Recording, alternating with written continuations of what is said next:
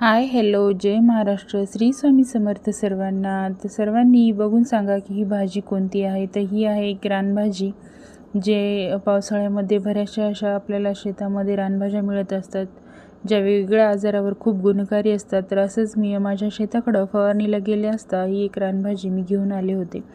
तर तुम्हाला याचं नाव मी व्हिडिओच्या शेवटी सांगते. तर तुम्हाला जर कळायला असेल तर मला कमेंट करून नक्की सांगा. तर ही भाजी खायला खूप चविष्ट लागते आणि बऱ्याचशा अशा रोगावरही ही खूप गुणकारी असते. तर फवारणीसाठी गेले असता मी ही भाजी माझ्या शेतामध्ये भरपूर होती, तर मी घेऊन आले. सर्वात अगोदर तिला स्वच्छ धुवून घेतलं 2-3 पाण्याने आणि त्यानंतर एका पातेल्यामध्ये थोडंसं पाणी टाकून तिला उकळण्यासाठी ठेवलं. 1-2 उकळी आल्यानंतर त्याला असं स्वच्छ पुन्हा चांगल्या एका पातेल्यामध्ये काढून घ्यायचं आणि त्याच्यात थोडंसं थंड पाणी टाकून मस्त असं गच्चसर त्याला पाणी पिळून बाजूला करायचं.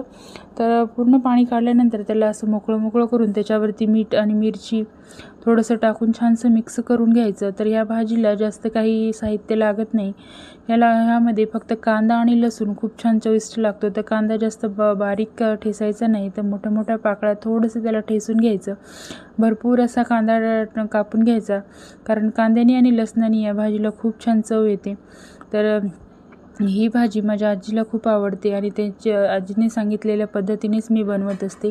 तर सर्वात अगोदर कढईमध्ये तेल टाकलं. 2 चमचे तुम्ही जेवढे वापराल तेवढे टाका. त्यामध्ये थोडंसं जिरं, मोहरी, कढीपत्ताही तुम्ही टाकू शकता. त्यानंतर ठेचलेला लसूण, कांदा असं टाकून मस्त असं फ्राय करून घ्यायचं आणि छानसं त्याचा कच्चापणा जर थोडासा गेला तर त्यामध्ये आपण जी बनवलेली भाजी आहे उकळून ठेवलेली, ज्यामध्ये मीठ मिरची मिक्स केलेली होती, अगोदर ही मिक्स करायचं आणि नंतर टेस्टनुसार आपण वरूनही टाकू शकता.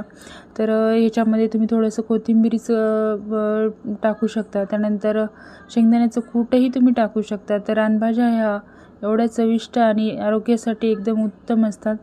तर अशा रानभाज्या सध्या तर काही मिळत नाही आहे, कारण केमिकलयुक्त फवारण्या वगैरे करत आहेत शेतकरी.